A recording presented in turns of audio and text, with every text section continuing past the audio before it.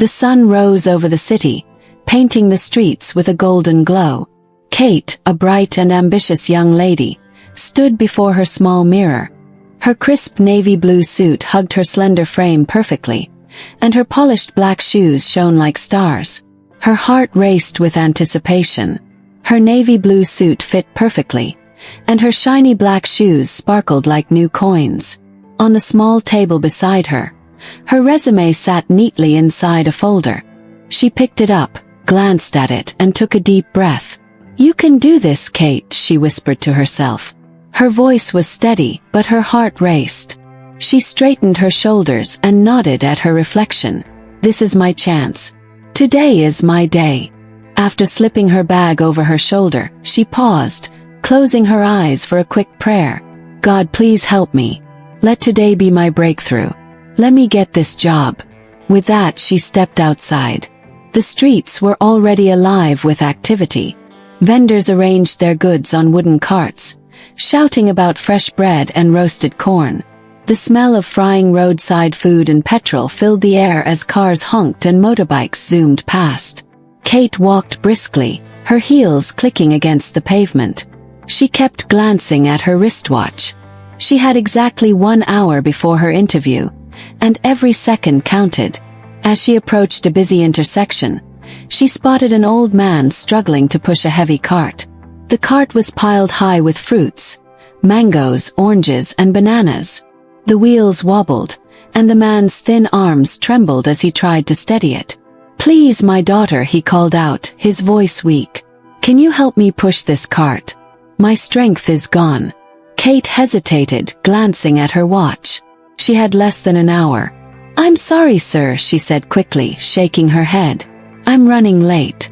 Maybe someone else can help you." "Just a little push," the old man pleaded. "Please." Kate frowned. "Why me?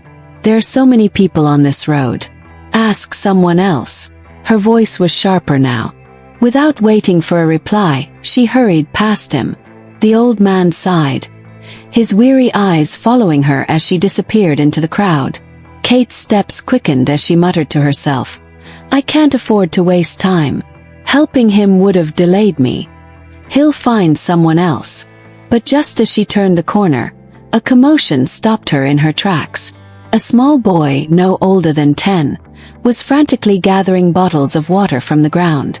It looked like he had tripped, and the bottles were scattered everywhere. One bottle rolled toward Kate, splashing water onto her shoes.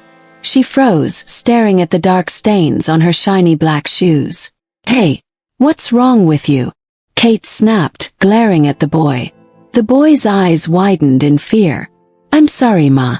It was an accident," he stammered, quickly trying to pick up the rest of the bottles. Kate's anger flared. She stormed over to him and slapped his face. "Do you know how much these shoes cost?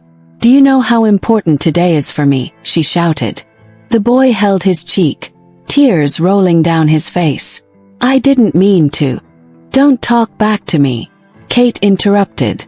She grabbed the boy's shirt, using it to wipe the water off her shoes and legs. The fabric was thin and dirty, but she didn't care.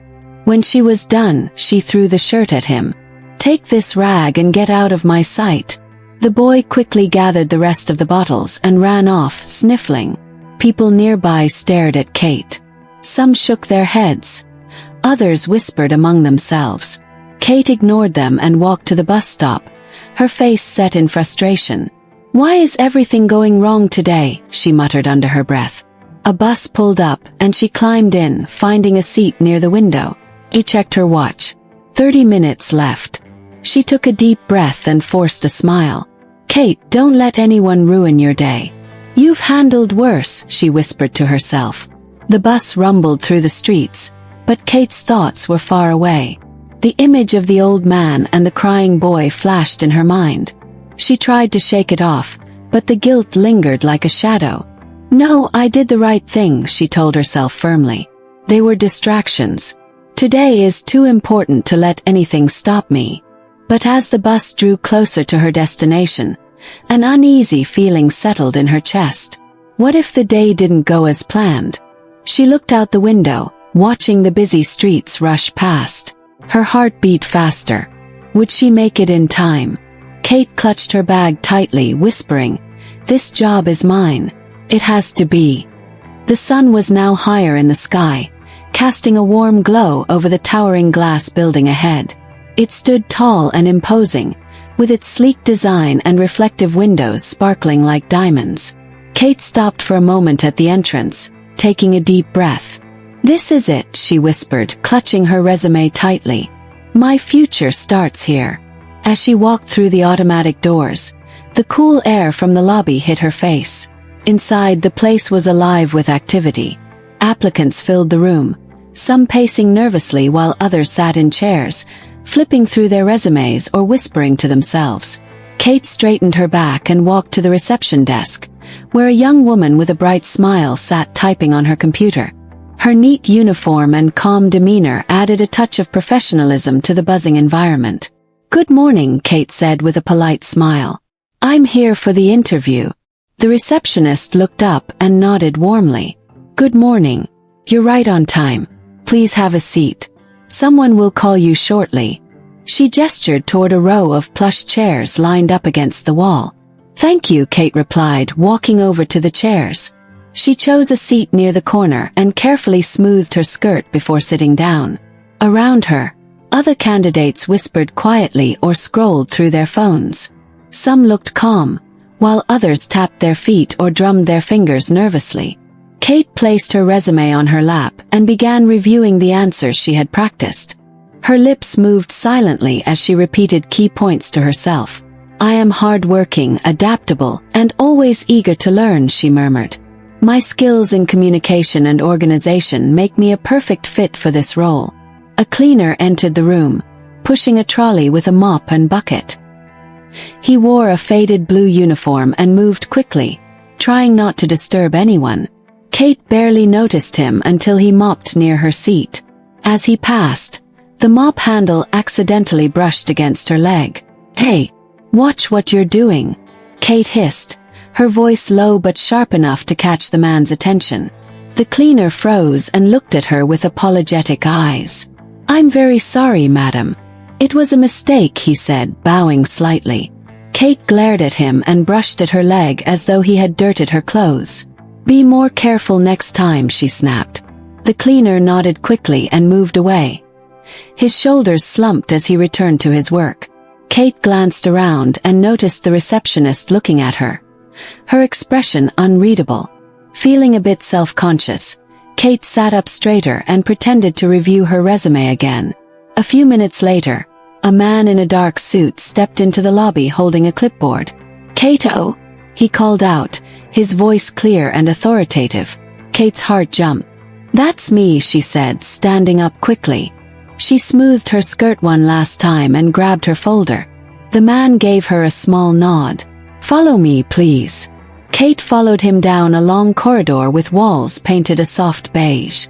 The faint scent of air freshener filled the space. Her heels clicked against the polished floor, echoing slightly in the quiet hallway. As they walked, the man glanced at her briefly. "How are you feeling?" "Nervous." Kate smiled politely. "A little, but I'm ready." "That's good to hear. Confidence is important," he replied, opening a door at the end of the hallway. "Please have a seat. The panel will join you shortly." The room was bright and minimalist, with a large wooden table and several chairs. A glass window offered a view of the bustling city below. Kate sat down, placing her resume on the table in front of her.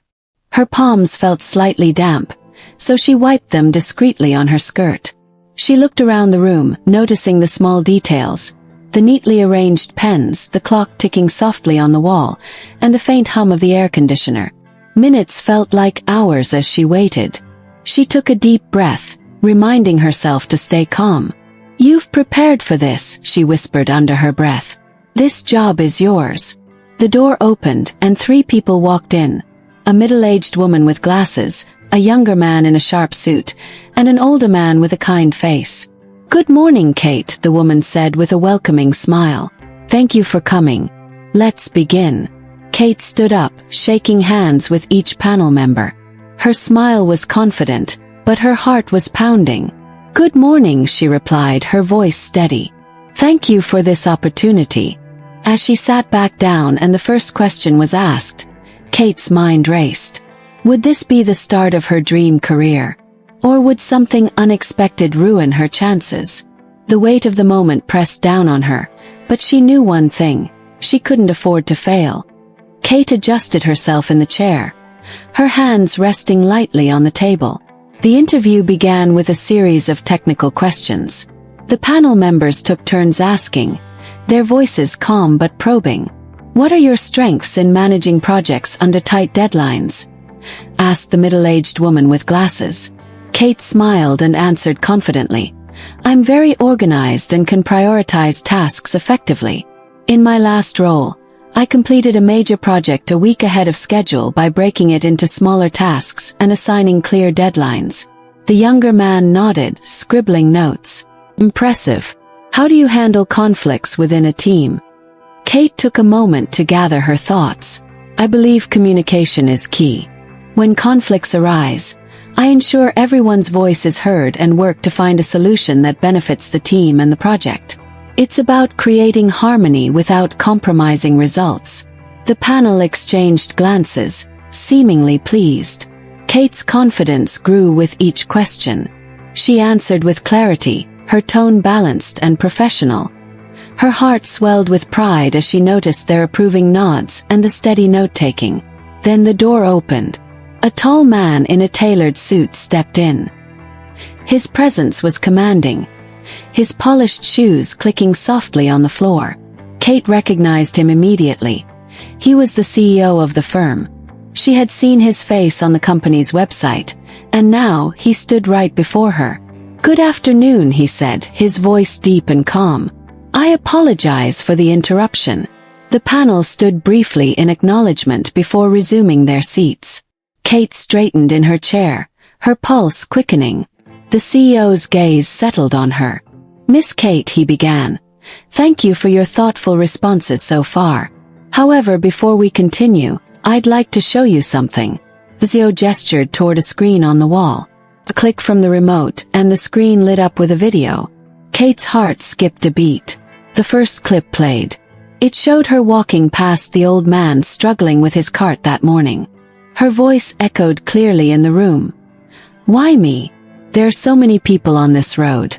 Ask someone else." Kate's breath caught in her throat. The screen shifted to another clip.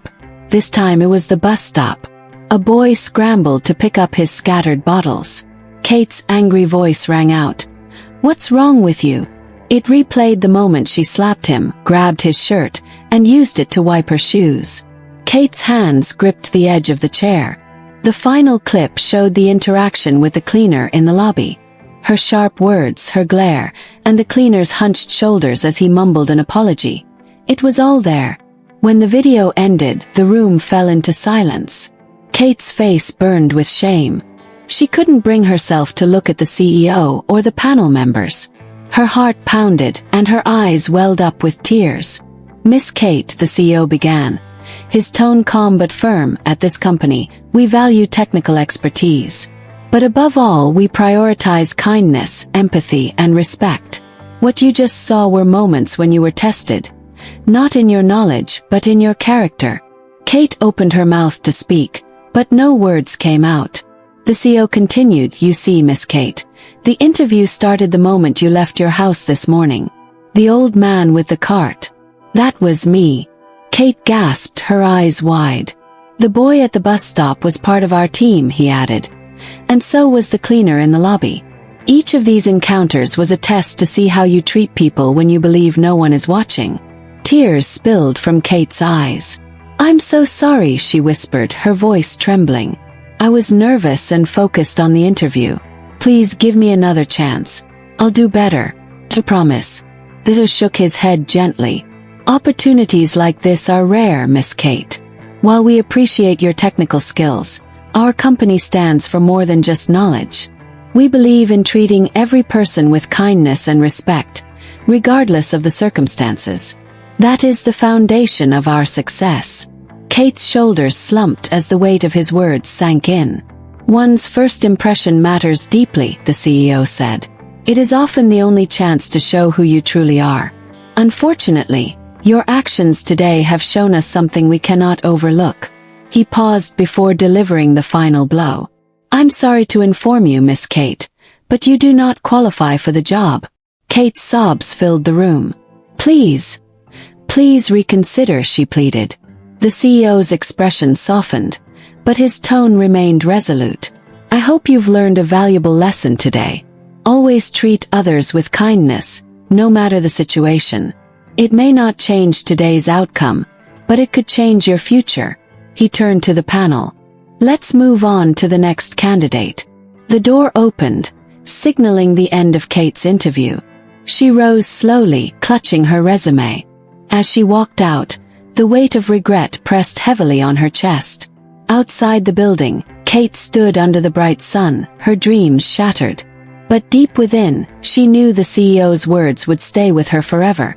A second chance wouldn't come for this job, but perhaps she thought she could start anew, treating every encounter as though the world were watching. Kate left the building with her head down, her dreams crushed. She thought about all that had happened, realizing how her actions had shown a side of her she wasn't proud of. She had prepared so much for the job, but in the end, it wasn't about her skills or her answers. It was about kindness, how you treat people whether they're big or small, rich or poor. Though she lost the job, Kate gained something more important, the truth about what it means to succeed. Success isn't just about winning. It's about being good to others no matter who they are.